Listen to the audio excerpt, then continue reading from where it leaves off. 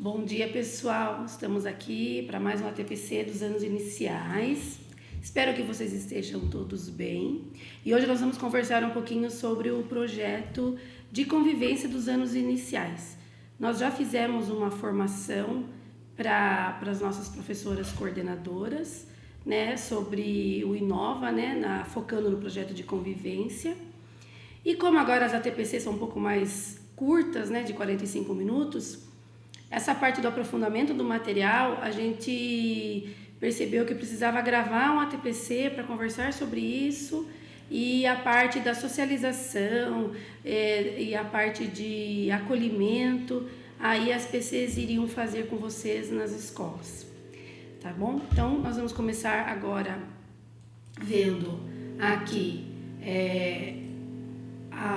o símbolo, né, da comunicação não violenta, que é a girafa, né? Por que ela é o símbolo da comunicação não violenta?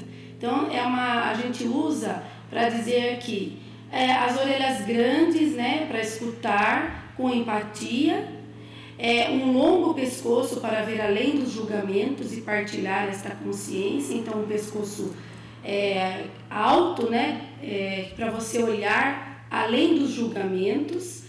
O maior coração dos mamíferos terrestres, então a comunicação não violenta é chamada de linguagem do coração, por isso aí o coração representando. E os cascos, a girafa expressa suas necessidades com autenticidade, então ela é firme, assertiva, né, para expressar aquilo que ela veio para fazer, que é trabalhar com a empatia, trabalhar com essa comunicação não violenta. Aqui tem uma música do Harry Styles que chama Treat People with Kindness, que trate as pessoas com gentileza. Então, se vocês puderem depois ouvir essa música, vocês vão gostar muito. Talvez possamos achar um lugar para se sentir bem e podemos tratar as pessoas com gentileza. Ache um lugar para se sentir bem. Então, a importância da gente estar inserido em um lugar onde nós nos sintamos bem, onde a gente possa tratar as pessoas com gentileza e sermos tratados também com gentileza. Então, a pauta de hoje, nós vamos trabalhar sobre a comunicação não violenta, vamos conhecer o autor Marshall Rosenberg, que ele traz, né, o livro dele traz sobre a comunicação não violenta. Vamos abordar um estudo de caso do material do projeto de convivência, que nós temos estudo de caso do 1º ao 5º ano. Hoje a gente vai estudar a gente vai fazer um estudo de caso do 4º ano. Nós vamos conhecer as 5 macrocompetências, né, do projeto de convivência, e a organização CASEL, que é a organização de onde veio o nosso material, que o nosso material precisou dos direitos autorais. Vocês lembram que nós colamos as etiquetas? Esse material veio dos Estados Unidos e a gente compartilhou, né, o Instituto Vila Nova Educação compartilhou esse material com a nossa rede. Então, vamos aprofundar o conhecimento no projeto de convivência, conhecendo o material, vamos conhecer o que é comunicação não violenta e como usá-la no cotidiano escolar, vamos refletir sobre os pilares do material de convivência, vamos realizar o estudo de caso e vamos conhecer a organização CASEL. Nós vamos dar início à nossa indicação literária, né, que já traz para nós o livro do Marshall, que é Comunicação Não Violenta, Técnicas para Aprimorar Relacionamentos Pessoais e Profissionais, de Marshall Rosenberg. É um livro assim que nós temos em PDF, nós vamos disponibilizar para vocês, mas quem tiver oportunidade de adquirir o livro, e ele tem também audiobook, tem até no YouTube a gente acha, é muito bom. A gente aprende muito com esse livro. Então, é muito importante que a gente tenha esse estudo para podermos realizar o projeto nas nossas salas de aula. O Marshall é o fundador da comunicação não violenta. Ele é um psicólogo norte-americano que implementou uma cultura de paz, seja no âmbito profissional como nas áreas de grande tensão, criando conexões de compaixão e resolução de conflitos, resolução de problemas, através do quê? De diálogos pacíficos. Então, ele nasceu em outubro de 34 e faleceu com 80 anos em 2015. Né? Ele é graduado em psicologia e dedicou-se à área de tratar o social, né? De ouvir o outro, né? De fazer intervenções onde prevaleça a empatia, o diálogo, a resolução de problemas. E ele tinha grande interesse nessa questão de resolver os conflitos. Né? Então, desde cedo, o Marshall se perguntava por que as pessoas se tratam com crueldade, né? Ou se trata a si próprio com crueldade, muitas vezes, né? Deteriorando, às vezes, a sua própria imagem, como também trata o outro com crueldade. Por que as pessoas não podem entrar em sintonia e ter uma natureza passiva, né? Compassiva, mesmo nos piores momentos, nas piores circunstâncias? Então, ele notou que essa comunicação desempenha um papel crucial, a comunicação não violenta, né? No falar, no ouvir, né? E no ligar a nós, às outras pessoas. E a partir dessa concepção de Gandhi, né? Ele salientou o quê? Que a gente precisa de um estado compassivo natural, quando a violência se afasta do coração. A gente precisa ter esse estado de compaixão, de empatia, porque quando a violência entra, né, no nosso cotidiano, é porque nós estamos afastados do coração, porque a gente precisa agir com compaixão, né, e o coração é o órgão aí que demonstra esse amor, essa empatia, né. A comunicação não violenta vem para lembrar as pessoas de se relacionarem umas com as outras e consigo mesmas de maneira a continuarem sendo humanas, a continuarem sendo, preservar, né, essa delicadeza que nós temos, né. A comunicação não violenta é mais um processo, mais que um processo de linguagem, né? É um nível mais profundo, ela é um lembrete permanente para mantermos nossa atenção concentrada lá onde é mais provável acharmos o que procuramos. Então, no início de 1960, o Marshall fundou o Centro de Comunicação Não Violenta, com o objetivo de divulgar essa comunicação, né? Ensinando as pessoas de todas as idades, gêneros, etnias e bagagem cultural e socioeconômica, uma alternativa de resolução de conflitos mais eficiente. Então, através da comunicação violenta, eu consigo resolver os conflitos de modo mais eficiente. A comunicação não violenta oferece uma estrutura de reconexão com as necessidades próprias e a dos outros, proporcionando o desenvolvimento de habilidades sociais importantes para o diálogo da paz, momentos mais difíceis desde as situações familiares até os grandes conflitos diplomáticos. Então, tratar tudo com um diálogo de paz. E a comunicação não violenta visa despertar a compaixão nas pessoas. Lembrando que a compaixão aqui não é dó, né? É sim tratar o outro como eu gostaria de ser tratado, tendo compaixão pelo outro, pela forma como ele pensa ou como ele age, né? Não é convencer nem impor o meu jeito de entender, mas colocar na relação um jeito que o outro possa entender. A compreensão dos demais vai nos ajudar a encaminhar, a entender a nós mesmos em direção à própria sabedoria. Quanto mais eu conheço o outro e conheço a mim mesmo, mais sabedoria eu vou adquirir. E a comunicação não violenta é compreender os seres humanos. Então, eu me comunico de forma harmoniosa, dessa forma eu compreendo o outro ser humano.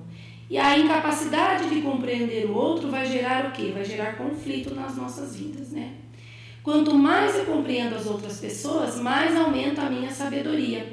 E isso é uma fala de um poeta sufi, chamado Rumi, que é uma poesia sufi. São poemas, né, dos adeptos do sufismo, que é uma filosofia de autoconhecimento mística, e ela contempla e é seguida pelos islâmicos, mas não se trata de nada religioso, e sim uma filosofia.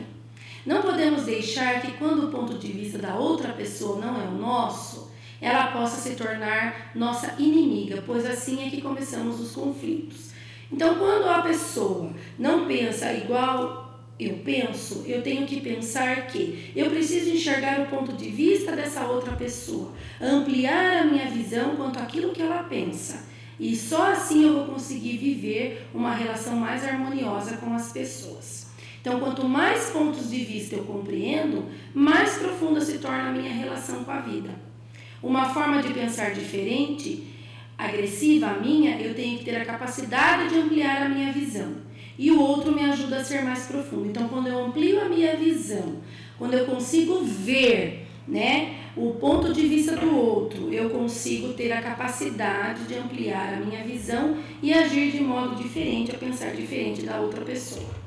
Então, aqui nesses slides, com esses bonequinhos, a gente vai poder ver o eu sozinho, é como eu penso, né? E o outro. Já no segundo slide, a gente vê eu e o outro. E quando eu amplio a minha visão, que o eu lá cresce, como a girafa, que tem um pescoço longo e consegue ver lá de cima o ponto de vista das outras pessoas, eu vou ver que eu consigo abranger o meu ponto de vista, eu consigo acolher o outro dentro do ponto de vista dele. Então, eu consigo ver o meu ponto de vista e o ponto de vista do outro.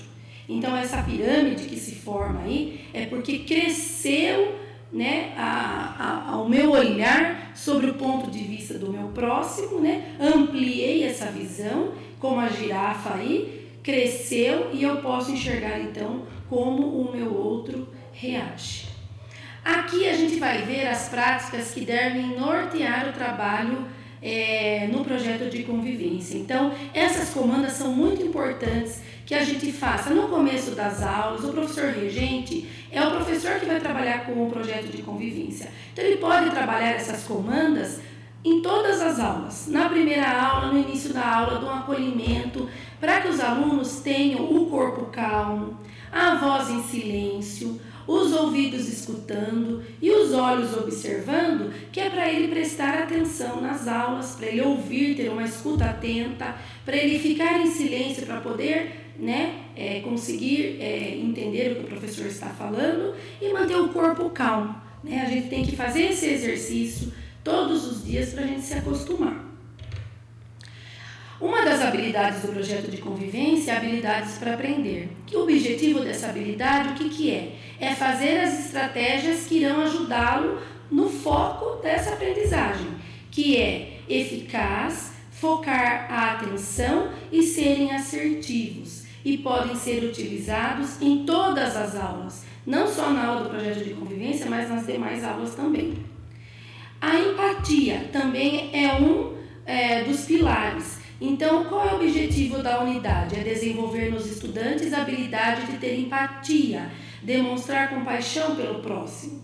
Os estudantes aprendem a identificar e entender o seu próximo. Quando a gente vê aí elas olhando um com o binóculo do outro, é porque eu tenho que tentar olhar com os olhos do outro, assumir o papel do outro, tentar olhar como o outro enxerga, se colocar no lugar do outro. Só assim eu vou poder tentar, né, entender aquele meu colega. Então a gente tem que trabalhar isso muito com as crianças, né, desde lá os pequenininhos dos primeiros anos, para eles terem empatia com o próximo.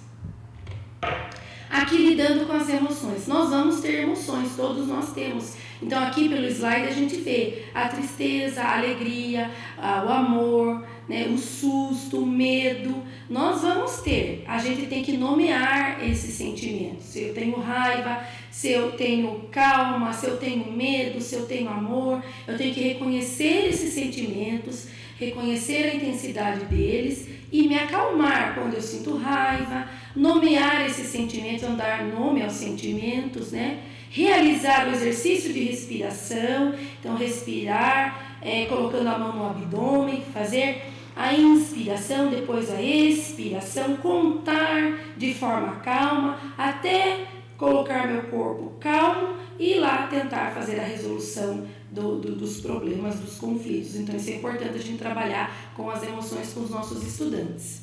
E a resolução de problemas, a partir do momento que eu consigo nomear o que eu sinto, que eu consigo entender o que eu estou sentindo, eu consigo ser assertivo naquilo que eu pretendo conversar, eu consigo resolver os problemas e diminuir os conflitos. Então, dizer o problema sem culpar ninguém, então a gente não pode culpar o outro, que muitas vezes o problema está conosco e não com o outro, então a gente não pode julgar nem culpar. Pensar em soluções seguras e respeitosas, sempre mantendo o respeito pelo meu colega.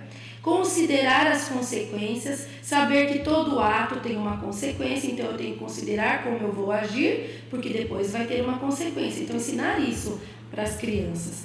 E escolher a melhor solução para resolver os problemas. Então, os objetivos dessa unidade são desenvolver habilidades para resolver problemas de forma segura e respeitosa, e o cultivo das habilidades de fazer e manter amizade. É importante a gente ter amizade, cultivar as amizades. Os estudantes aprendem como se acalmar antes de resolver os problemas e aplicar as etapas da respiração, de contar, de nomear o meu sentimento e depois resolver o problema. Então, a comunicação violenta, ela vai trazer a girafa como um símbolo para nós, né? É um estado natural de empatia e compaixão, né? Simbolizado pela girafa e pelo coração. E o que é a comunicação não violenta? É um método de resolução pacífica de conflitos, é um exercício de escutativa e humanidade e é colaboração efetiva. Então, saber ouvir o outro, né? E colaboração efetiva, colaborar com o outro. E o que não é? Ela não é uma coisa que vai deixar influenciável ou passivo, né? Eu não posso me tornar influenciável, tem que agir do jeito dele, não. E passivo demais, eu tenho que nomear meu sentimento e eu não posso ficar também diante de um problema omisso a tudo.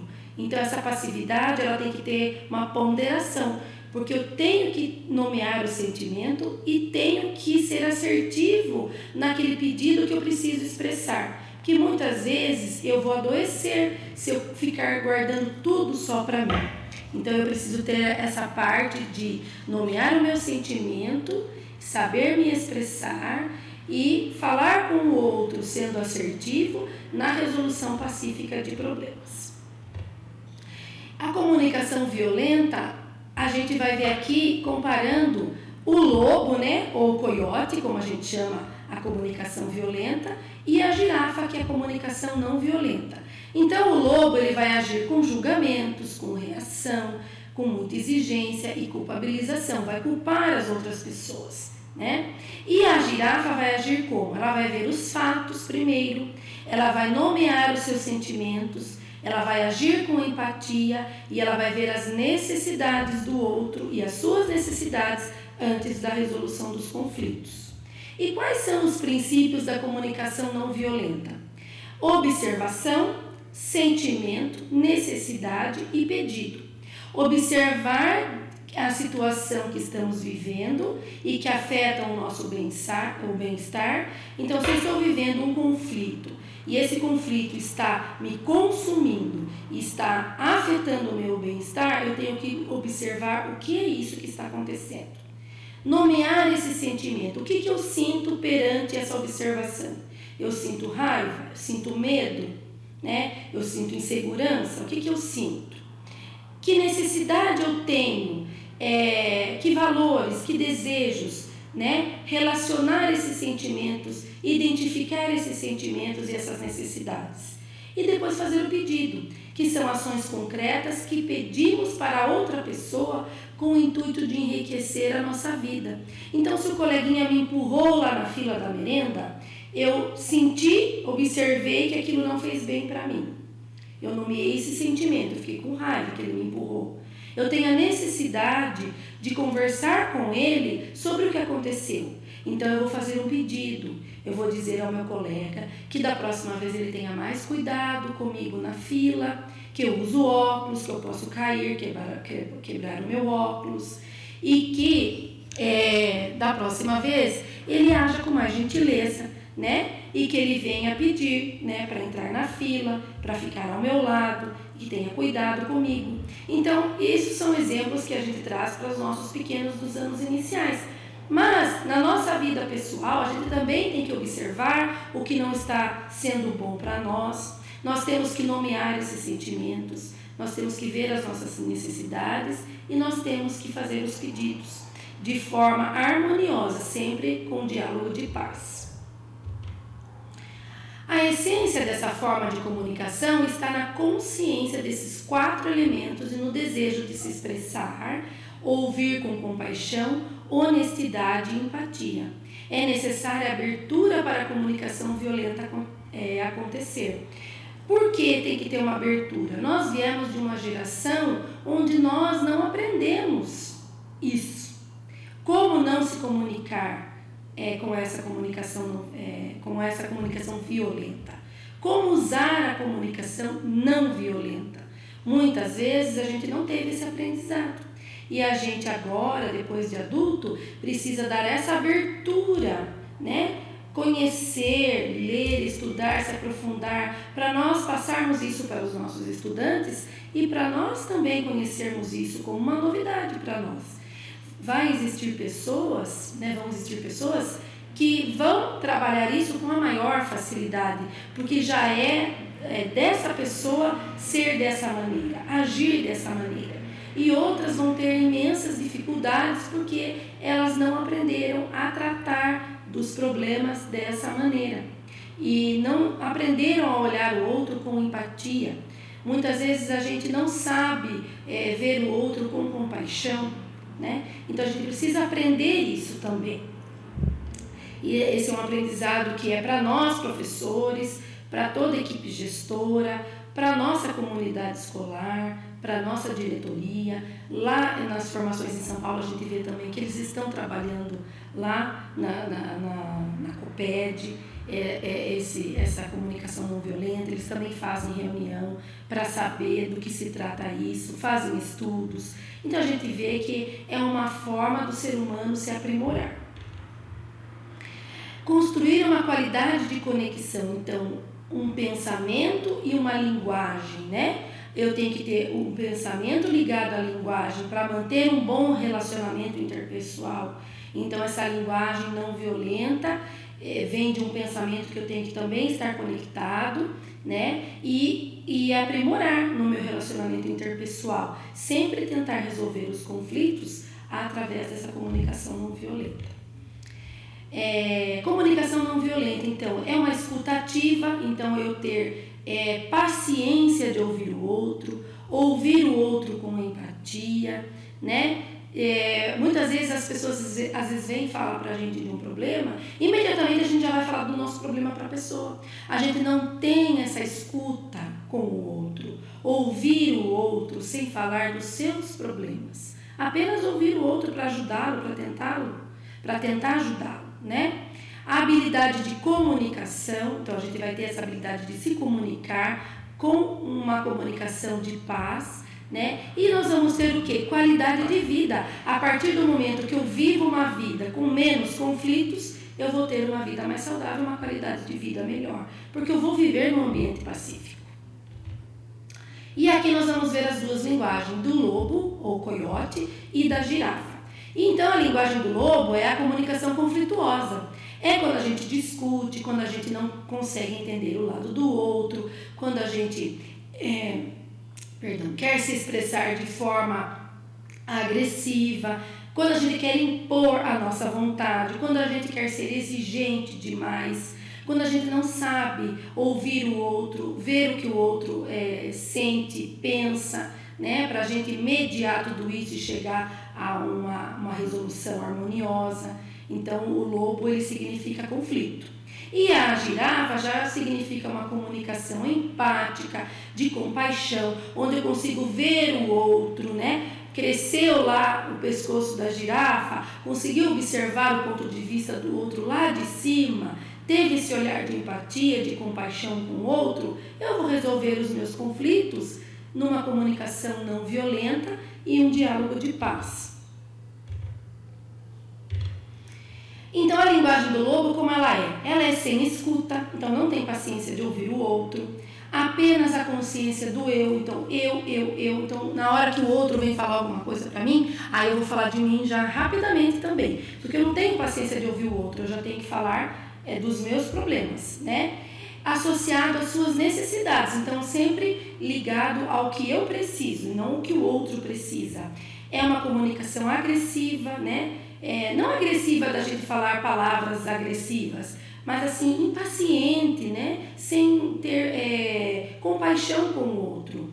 Culpabilização do outro, então tudo eu coloco culpa no outro, nunca a culpa é minha, a culpa é do outro. Eu tenho que então aprender a olhar para mim mesmo também, para ter uma comunicação não violenta, porque a partir do momento que eu vou olhar para mim, vou olhar dentro do meu eu vou saber que muitas vezes a culpa não é do outro, a culpa é minha mesmo, né? Eu deixei chegar aquilo naquele ponto.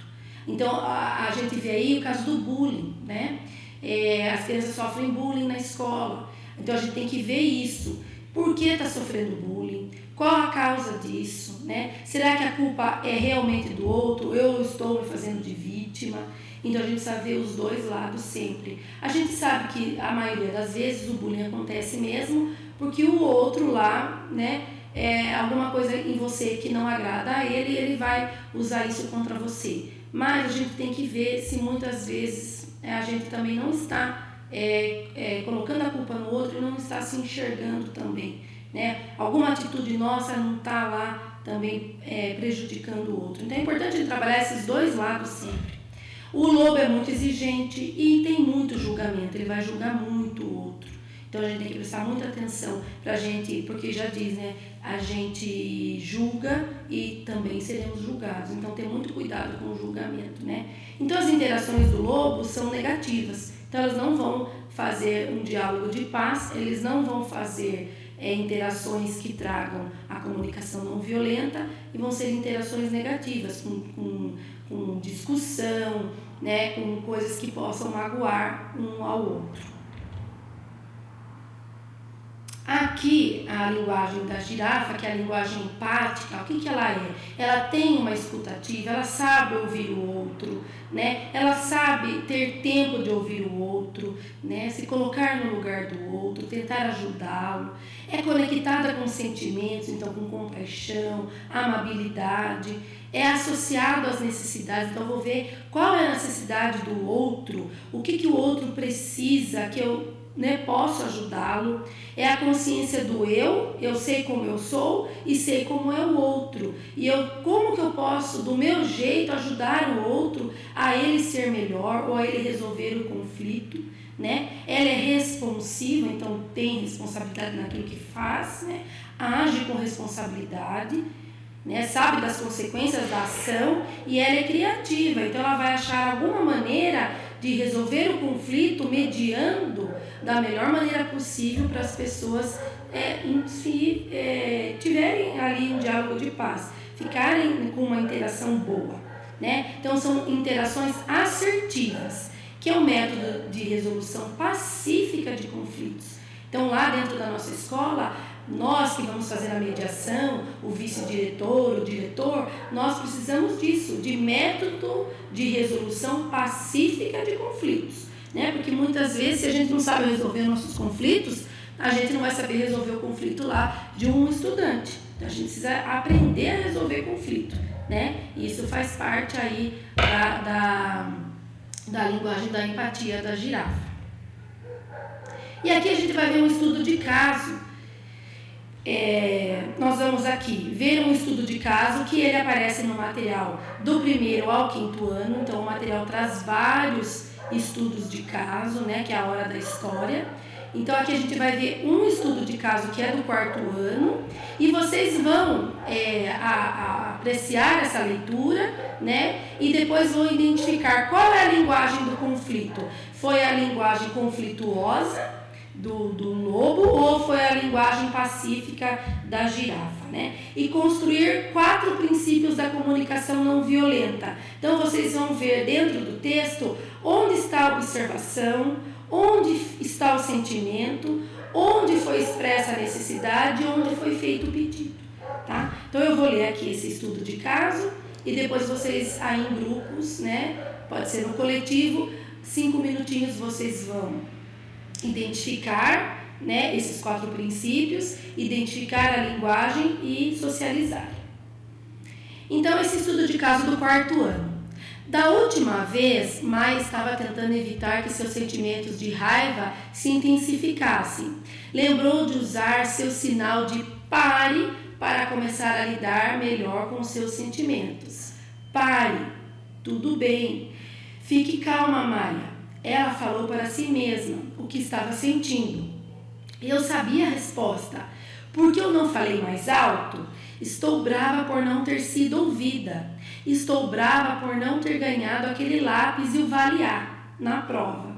Não é justo, mas preciso me acalmar. O corpo de Maia começou a mostrar sinais de que se acalmava. Porém, Jefferson continuou a provocar, batendo o lápis na sua mesa e sussurrando Rio de Janeiro, baixinho. Maia tinha usado seu sinal de pare e nomeado seu sentimento, mas era preciso mais do que isso para se acalmar completamente. Ela respirou profundo e lentamente, inspirando pelo nariz e expirando pela boca. Enquanto respirava profundamente, colocou a mão acima do umbigo para que pudesse sentir seu abdômen subindo e descendo. Ela fez mais algumas respirações profundas e em seguida começou a contar. 1, 2, 3, 4. Maia podia sentir que realmente estava se acalmando. Depois continuou se mantendo calma, falando consigo mesma de forma positiva. Ei, você sabe que isso não é nada demais. Da próxima vez é só falar mais alto. E na verdade é que nem preciso doar. Apenas respire, Maia. E ela continuou respirando. Não demorou muito até que se estivesse se sentindo completamente calma. Então aqui agora vocês vão ter 5 minutos para vocês colocarem lá quais os sentimentos foram utilizados, o que ela observou, o que ela nomeou e qual o pedido que ela fez. E que linguagem foi utilizada, se foi a linguagem do coiote ou a linguagem do lobo ou as duas. Pensem e reflitam. Na sistematização, a gente vai ver que, na observação, Maia teve uma vivência em que alguém utilizou a linguagem de lobo, não dando oportunidade de ser ouvida. Então, quando o coleguinha lá, o Jefferson, falou com a Maia, ele utilizou a linguagem de lobo. Por quê? Ele gritou, né, sobrepondo a voz dela, e ela falou baixinho, a professora não ouviu, mas a resposta dela estava certa. Mas o que houve? Ela não foi ouvida. Porque o colega falou mais alto, ele gritou para que ele fosse ouvido. Então, ele usou de uma comunicação violenta com a Maia, né? E o sentimento? Maia teve sentimento de raiva. Por quê? Porque ela não foi ouvida e ela queria ter sido ouvida, porque ela sabia a resposta certa, mas o colega zombou dela. E que necessidade a Maia teve? Maia percebeu a necessidade de ser ouvida e aumentar o volume da voz. Então ela falou para ela mesma, Maia, é só falar mais alto. Então ela fez o exercício da respiração, ela se acalmou, ela observou o seu sentimento, ela nomeou o sentimento e depois de calma ela falou, calma Maia, pare, da próxima vez é só falar mais alto. Né? E mesmo o coleguinha tendo lá feito o lápis lá, batendo, ó, até um lápis aqui, o lápis batendo lá na carteira, falando o nome Rio de Janeiro, que era a resposta, ela, né, conseguiu nomear o sentimento, conseguiu não discutir, ela conseguiu usar de uma comunicação não violenta, usando a compaixão, a empatia e trazer essa resolução de problema dentro dela mesma, né? E ela usou os 4 princípios para lidar com essa situação.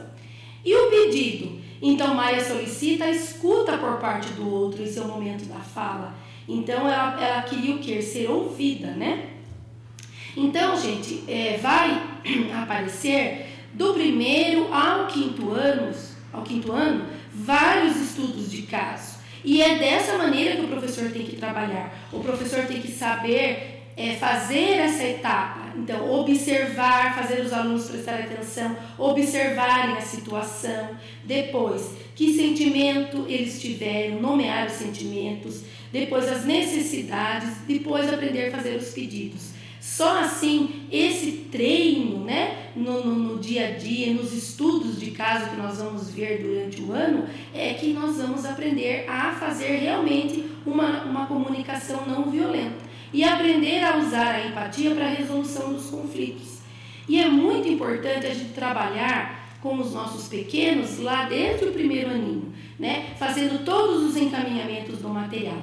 O material também pode ser diversificado quando o professor pode trazer um vídeo, o professor pode trazer uma situação de dentro da sala de aula para ser trabalhada, certo? A gente não precisa só ficar focado no material, porque o material ele vai terminar antes do final do ano.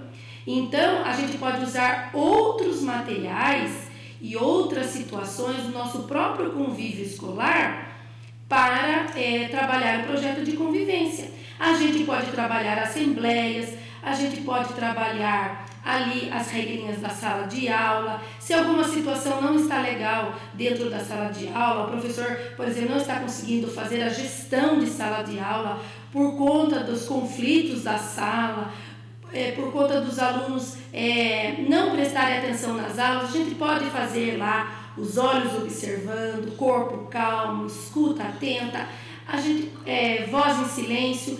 A gente pode trabalhar em outras disciplinas também, arte, educação física, inglês, para que a gente possa tentar, né, da melhor maneira possível, levar esse novo conhecimento aos nossos estudantes. Então isso é muito importante, é isso que eu queria deixar para vocês sobre o material, e que vocês podem rechear, entre aspas, o projeto de convivência com outras situações do nosso cotidiano.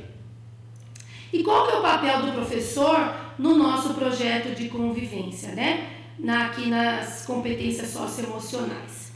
Aqui tem um exercício muito gostoso que é o pense, vire e fale. Então tem lá no nosso material. Então a gente coloca um estudante de costa para o outro, né? E a gente faz as perguntas e eles pensam, viram e falam um para o outro. Então a gente pode fazer essa parte do pertencimento com os nossos estudantes. Então, quando vocês pensam em pertencimento, o que lhes vem em mente? Vocês também aí junto dos pares aí na escola. O que é se sentir pertencente em um lugar? O que vem na nossa mente? Eu me sinto pertencente em um lugar quando eu sou aceito, quando eu sou bem recebido, quando eu sou bem tratado, quando me ouvem, né? Quando as pessoas têm uma escuta ativa para o que eu falo, então eu me sinto pertencente ali.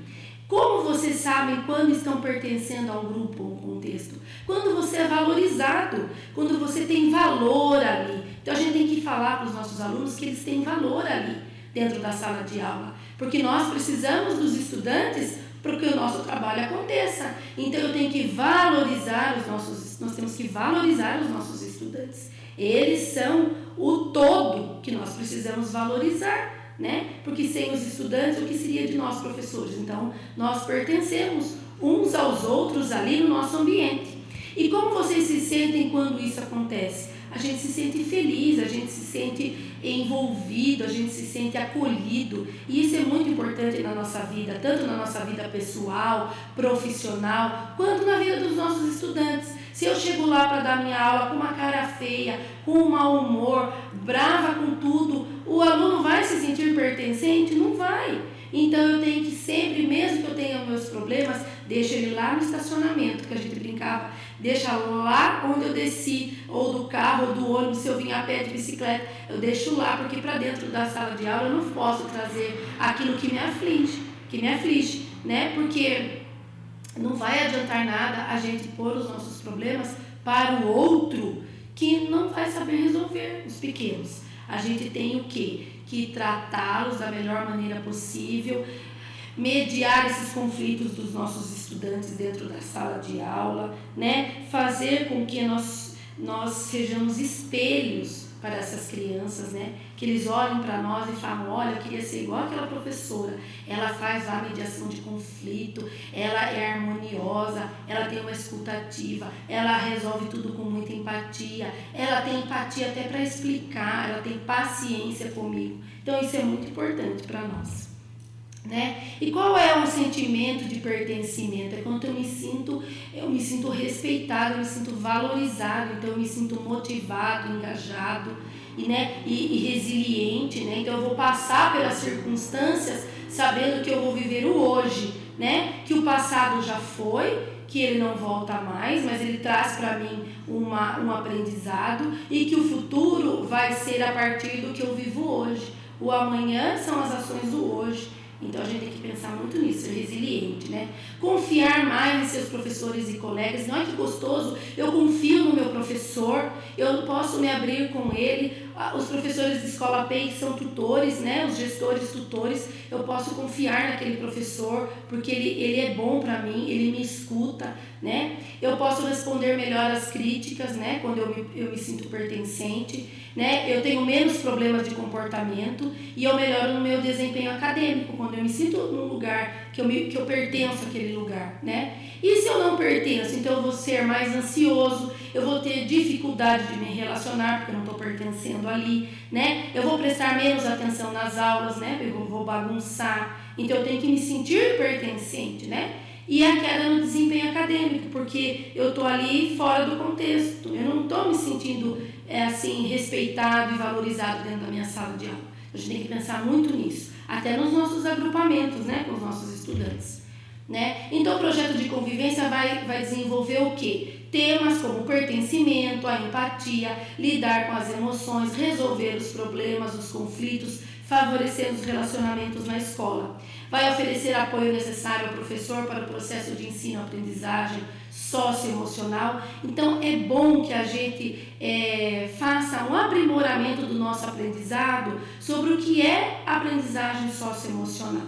Então, pesquisar lá no site do Conviva, que tem muita coisa boa lá, muito material bom. Ler o livro do Marshall, né, que a gente vai aprender bastante. Fazer cursos que a EFAP nos oferece, né? E tem muitos cursos também que traz essa habilidade socioemocional, como a gente deve trabalhar, até para o nosso próprio conhecimento, para a nossa vida mesmo no cotidiano. É importante que a gente conheça, né? E baseado em evidências para uma construção ativa de competências. O papel do professor no projeto de convivência. Ele vai fazer o que, o professor? Além de trabalhar lá as sequências, ele vai cultivar os relacionamentos com os estudantes, os bons relacionamentos. Ele, se possível, procurar conhecer os estudantes e conversar sobre suas vidas fora da escola. Então, conhecer a maioria de nós, de anos iniciais, a gente conhece os nossos alunos mais a fundo, porque a gente fica só com uma sala, né? Mas, por exemplo, o professor de arte, educação física, que ele tem várias salas, né? Às vezes fica mais difícil ele conhecer um a um. Mas nós, né, os regentes de sala de aula, a gente tem a oportunidade de conhecer esses alunos mais, assim, no miudinho, né? Como a gente diz. Validar e tentar compreender os sentimentos desafiadores dos estudantes. Se aquela criança age daquele jeito, o que tem lá atrás que faz ela agir dessa forma? Por que será que ela age daquela forma? Então, tentar compreender o que vem ali de desafiador, né?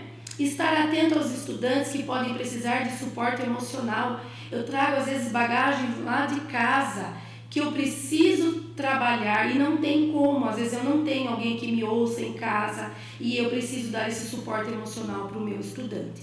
Demonstrar e apoiar os comportamentos respeitosos. Então, se eu sou respeitosa, se eu tenho empatia pelo próximo, eu vou demonstrar isso aos meus alunos, os meus estudantes, e eles também vão agir dessa maneira e vão levar para casa o que é melhor, né?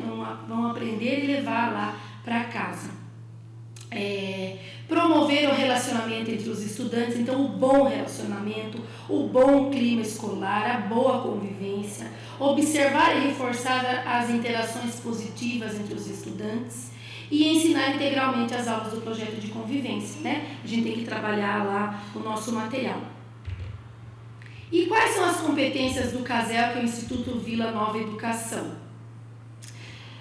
Então aqui a gente vai ver o que é uma aprendizagem socioemocional. É gerenciar as emoções fortes, é uma comunicação clara e assertiva, é resolver problemas com maior eficácia, reconhecer as emoções em si e nos outros, ter empatia pelo outro, manter relacionamentos cooperativos, tomar decisões responsáveis.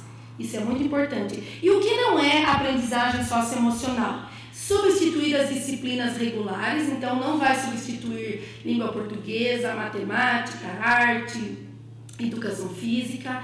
A escola não vai fazer o papel dos pais, né? A escola não pode ficar sugerindo que essa geração de alguma forma é prejudicada. Não, eles não são prejudicados de forma alguma. Aliás, eles são uma geração, eu acho que até mais privilegiada que a nossa, né? Que nós não tínhamos internet, celular, essa facilidade de pesquisar, de estudar, e eles têm agora muito mais do que nós, né? A habilidade socioemocional não é psicoterapia, né? Aprendizagem socioemocional, e também não vai tomar o lugar das disciplinas básicas, né?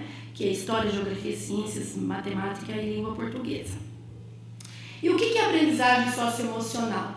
É uma aprendizagem que desenvolve o ser humano, né? É um processo pelo qual toda criança e jovem adulto adquire e aplica conhecimentos, habilidades e atitudes para desenvolver. Então, identidades saudáveis, né? Gerenciamento das emoções, então eu tenho que tentar gerenciar aquilo que eu sinto, me autorregular, né? Fazer a autorregulação dos meus sentimentos, alcançar objetivos pessoais e coletivos, sentir e demonstrar empatia pelos outros, estabelecer e manter relacionamentos de apoio, tomar decisões responsáveis e cuidadosas. Isso é muito importante para a nossa vida, né? Tomar decisões responsáveis e cuidadosas, porque a nossa ação vai ter uma reação.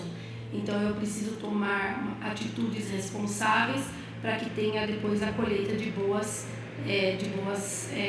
ações, né? O que é aprendizagem socioemocional, né? É equidade e excelência educacional por meio de parcerias afetivas. A escola, a família, a comunidade, né? Vai estabelecer ambientes de aprendizagem, experiências e relacionamentos, amparados pela confiança, colaboração, um currículo estruturado, significativo, com instrução direta e avaliações contínuas, né?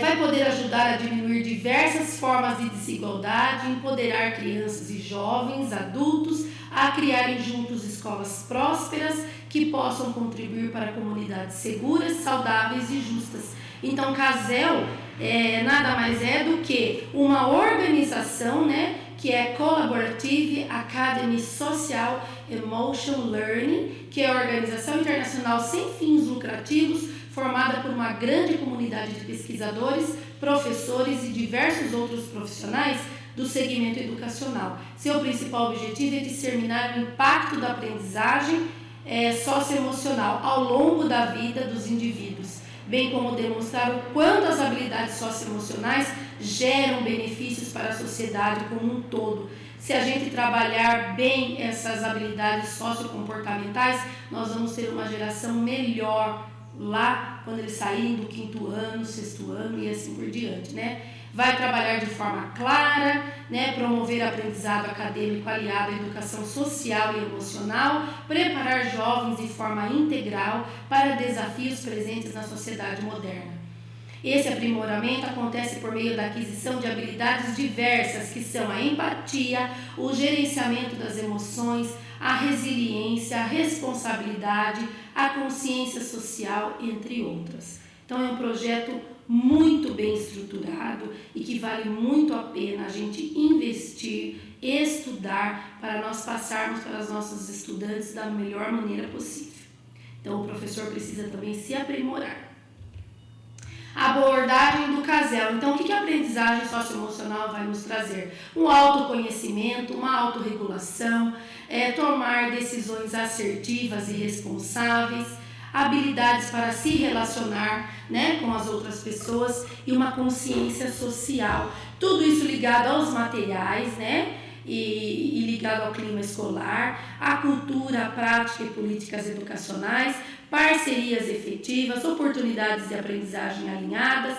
Tudo isso vai estar na nossa sala de aula com esses materiais, a escola, né, como cultura, a família como responsável e as comunidades, que é a oportunidade de aprendizado para todo mundo.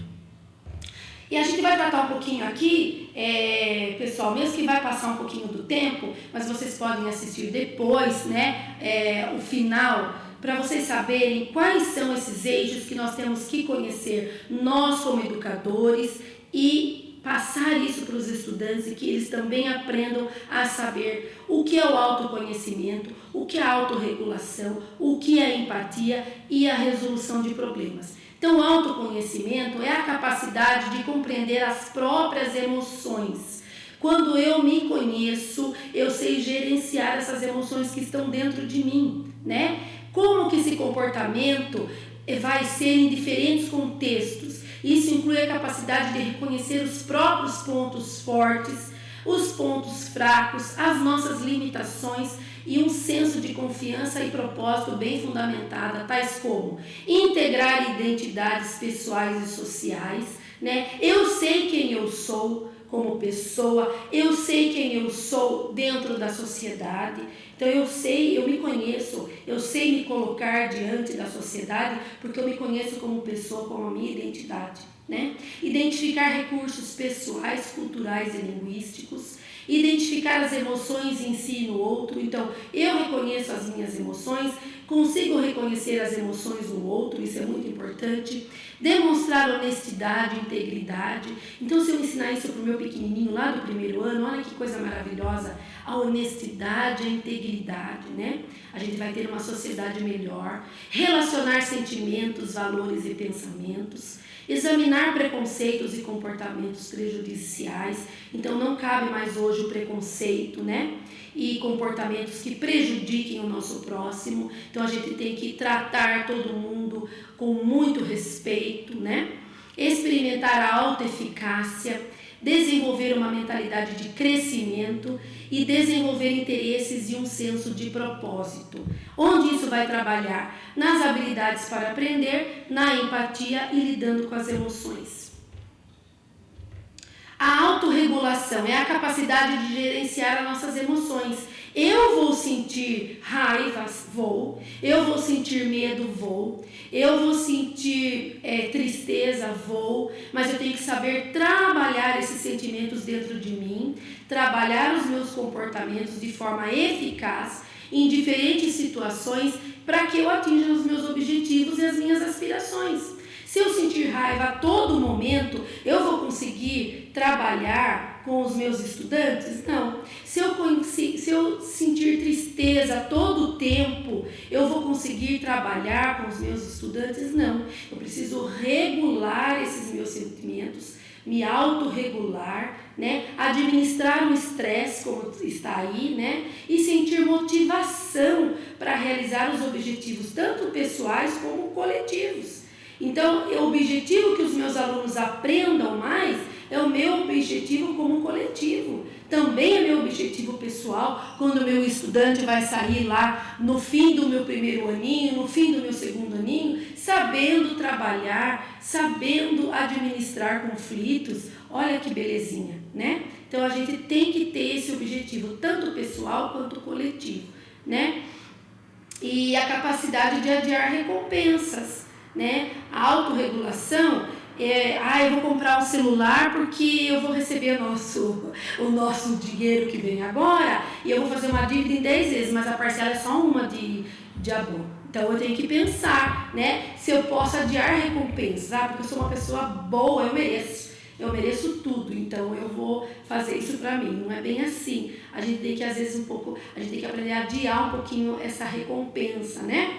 Eu não posso agir por recompensas, né? Eu vou ficar quieto na aula porque eu vou ganhar uma coisa depois. Não, eu tenho que acalmar o meu corpo porque eu tenho a necessidade de saber que eu preciso aprender, né? Então, pôr isso daí em prática, né, com os estudantes, né? Então, gerenciar as emoções, identificar e usar estratégias de gerenciamento de estresse, Autodisciplina e automotivação, então eu ser disciplinado, né, comigo mesmo, né, e eu ter motivação para continuar, né, essa automotivação. Ninguém precisa me motivar, eu mesmo tenho essa automotivação para seguir em frente. Definir metas pessoais e coletivas, né, então eu tenho que definir metas para mim mesma, né, no meu pessoal e no coletivo, naquilo que eu trabalho, na minha família, no meu trabalho.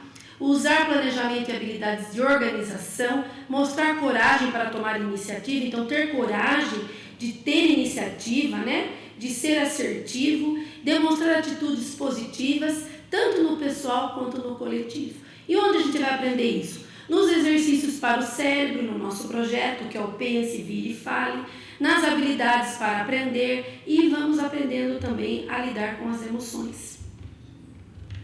A consciência social, empatia.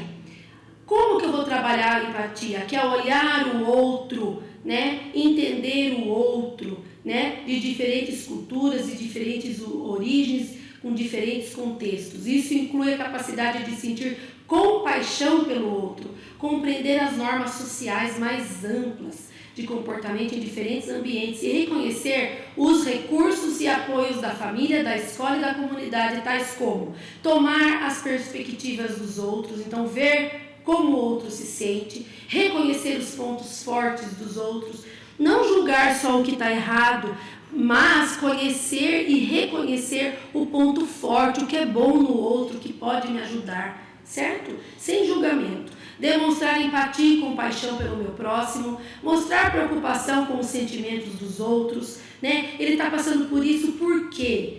Qual o sentimento ele trouxe hoje? O que esse meu aluno tem em casa que está trazendo a ele sentimento, preocupação, né? O que eu posso ajudar? Então, essa parte da empatia com o próximo. Compreender e expressar a gratidão, ser grato, né, pelas coisas boas e também pelas coisas ruins, porque muito que a gente passa de problema é aprendizado, é crescimento para a nossa vida, né? Identificar normas sociais, incluindo as injustas, então coisas injustas que nós vemos na sociedade, a gente tem que aprender a identificar, né? A saber lidar com elas, né? Reconhecer as demandas e oportunidades situacionais, entender as influências das organizações e sistemas no comportamento. A gente sabe que tem influências de muitas organizações, né? A televisão é uma delas, né? Aqueles digital influencers, TikTok, YouTube, Instagram, tudo isso são influências, né? Externas que vão muitas vezes mexer no comportamento do nosso estudante. E habilidades de relacionamento, que isso é muito importante. A gente traz o projeto de convivência para no final de tudo a gente saber se relacionar com o outro. Então, como que eu vou manter relacionamento saudável, né? Que eu possa apoiar o outro, né? Que eu possa transitar de forma eficaz em ambientes diversos, com diversos indivíduos, de vários grupos, e saber sempre ser claro, objetivo, saber ouvir, saber cooperar, trabalhar em grupo, trabalhar colaborativamente e aprender a resolver problemas, negociar conflitos, mediar conflitos, sempre de forma construtiva, sempre com diálogo de paz, né? E se adaptar a ambientes de diferentes demandas e oportunidades, tanto sociais como culturais, né? Ter liderança e buscar oferecer ajuda quando necessário. Então, comunicar-se assertivamente e efetivamente. Então, ser assertivo, ser justo, não ser agressivo, mas falar aquilo que eu expresso, que está dentro de mim, que eu preciso conversar com o outro. Desenvolver relacionamentos positivos, né? Tentar ser o mais agradável possível com todas as pessoas, para que você possa receber isso também. Demonstrar competência cultural, resolver conflitos de forma construtiva, então mediar os conflitos de forma que eu possa construir bons relacionamentos, né? De forma positiva, sempre com diálogo de paz. Resistir à pressão social negativa, porque a gente sabe que a gente vive, né, numa sociedade que muitas vezes é negativo, né, e traz a violência, né, como um ponto forte. A gente vê muito em jornais, na televisão, né, nas redes sociais. Mostrar liderança nos grupos, né, então ensinar os estudantes que eles podem ser líderes positivos, né? Praticar trabalho em equipes e resolução colaborativa de problemas, né? Os líderes estudantis, que depois vão ter lá no 6º, 7º ano e em diante, os líderes de turma, são as pessoas que sabem se relacionar bem, né? Buscar ou oferecer apoio e ajuda quando necessário, buscar ajuda, porque nós todos precisamos de ajuda em algum momento, e oferecer ajuda também ao meu próximo quando necessário. E defender os direitos dos outros, né? E o projeto de convivência vai trabalhar isso em que eixo? Trabalhando a empatia e a resolução de problemas. Tomar decisões responsáveis, isso é muito importante. A gente precisa ter, tomar decisões responsáveis para que essas decisões lá no futuro nos tragam coisas boas, né? Porque se a gente age com irresponsabilidade, depois a gente pode sofrer as consequências. Então, se eu tenho uma discussão com um coleguinha lá, na hora de formar um grupo dentro da sala de aula, a decisão que eu tomo ali, por exemplo, bater nesse coleguinha, vai me trazer depois, essa ação vai me trazer depois, né, uma consequência. Então, falar com os estudantes que eles têm que saber como lidar, né, com as suas emoções e também como tomar decisões, não por impulso, né, sempre pensando, sempre observando, para que depois essas decisões não recaiam sobre ele mesmo, né? Então, demonstrar curiosidade e mente aberta para aprender, identificar soluções para problemas pessoais e sociais, então não só o meu problema, mas os problemas na nossa sociedade, aprender a fazer um julgamento fundamentado após analisar informações, dados e fatos.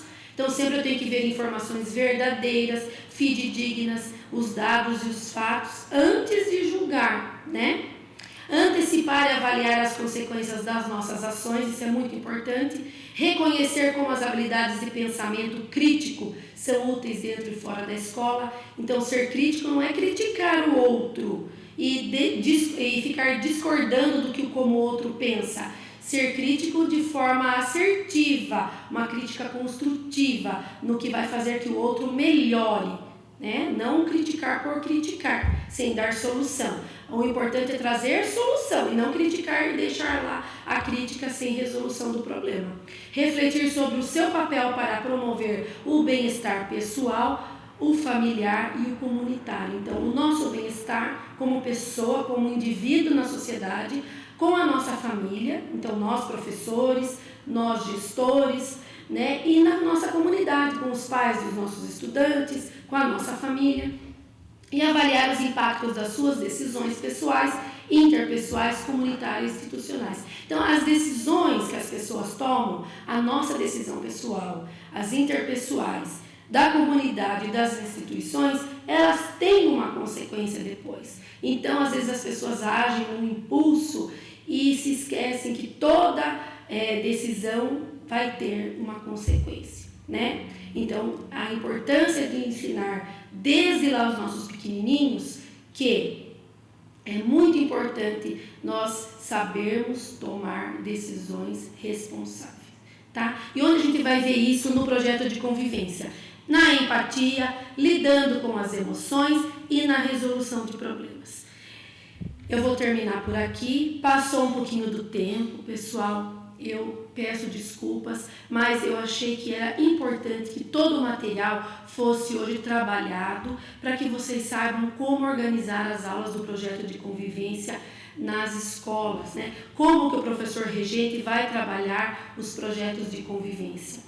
Vocês têm as ATPCs também do Centro de Mídias, mas a gente achou importante esse trabalho que nós fizemos com os professores coordenadores. Nós tivemos essa formação lá em São Paulo, trouxemos para a nossa diretoria, fizemos a replicabilidade com os professores coordenadores e agora estamos passando para vocês, professores. E qualquer dúvida quanto ao projeto, eu vou deixar o formulário para vocês responderem a pesquisa de opinião sobre a TPC de hoje e podem deixar lá dúvidas quanto ao que trabalhar e como trabalhar, que da melhor maneira possível eu vou respondendo as dúvidas para vocês. Um grande beijo, uma ótima semana, muito abençoada e muito obrigada pela escuta ativa de vocês na nossa TPC de hoje.